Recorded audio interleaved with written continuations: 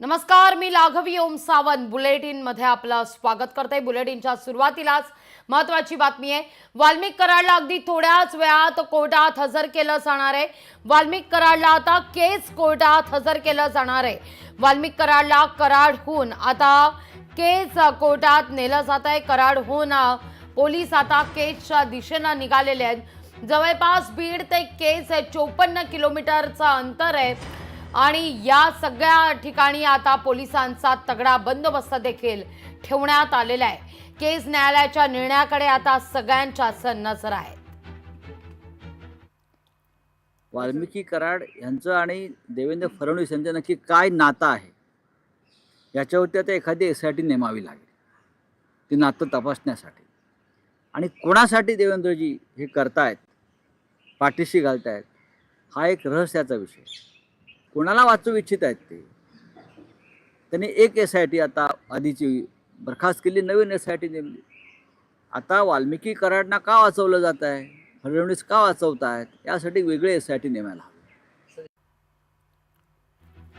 या सगळ्याविषयी अधिक माहिती घेऊया आपले प्रतिनिधी सचिन बडे यांच्याकडून। सचिन, काय अधिक माहिती या सगळ्या संदर्भात? बीडहून आता वाल्मिक कराडला केस कोर्टात हजर केलं जाणार आहे।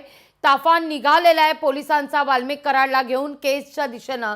जवळपास 54 किलोमीटरचं हे अंतर आहे आणि या अंतरादरम्यान तगडा बंदोबस्त सुद्धा आहे। लागवीजी, वाल्मिक कराड याला आता केज न्यायालयाकडे रवाना करण्यात आलेला आहे। पोलिसांचा मोठा बंदोबस्त देखील या ठिकाणी तैनात करण्यात आलेला आहे।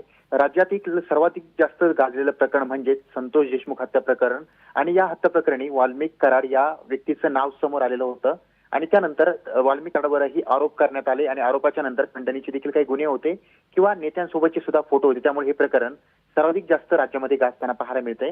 आता प्रथम स्वरूपामध्ये जर पाहिलं तर कोर्टाच्या बाहेर सुद्धा आणि बीडमध्ये सुद्धा पोलिसांचा मोठा बंदोबस्त जो आहे तो तैनात करण्यात आलेला आहे आणि CIDच्या माध्यमातून का होईना आता चौकशी झाल्याच्या नंतर आता न्यायालयामध्ये हजर केलं जाणार आहे। त्या माध्यमातून वाल्मिक कराडांच्या अडचणी वाढणार का दिलासा मिळणार हे पाहणं महत्त्वाचं असताना बीड ते केज हे भलं मोठं अंतर आहे आणि या अंतरामध्ये जर पाहायला गेलं तर कुठं अनुचित प्रकार घडू नये यासाठी सुद्धा बारीक लक्ष ठेवलं जातंय।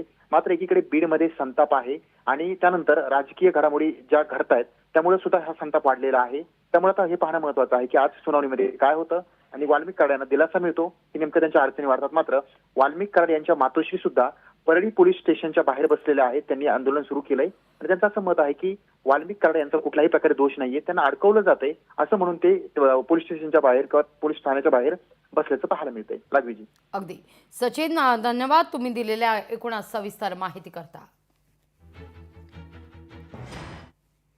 बीड आणि परभणी प्रकरणावरून आमदार रोहित पवार यांनी सोशल मीडियाच्या